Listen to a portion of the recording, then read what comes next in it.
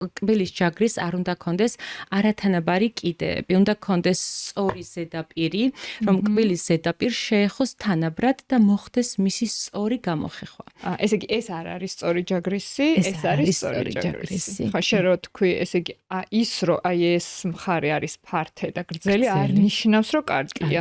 ჯობია იყოს მოკლე და აი ესეთი თანაბარი ჯაგრულები კონდეს. კბილის ზედაპირი არ უნდა გაიხეხოს, მხოლოდ უნდა გაიხეხოს ღვიძლიდან კბილის 45 გრადუსიანი კუთხით უნდა მოხდეს კბილის ზედაპირის ჩამოფრცქნა ნადებისგან, ანუ მოშორება, რადგან არ მოხდეს ჰორიზონტალური მიმართულებით და წრიული მოძრაობებით ნადების კიდე უფრო კბილღრძილოვან ხარში მოთავსება. ესე იგი, ღია პირით დავიწყოთ კბილების გამოხეხვა ყოველ ჯერზე სხვადასხვა უბნიდან.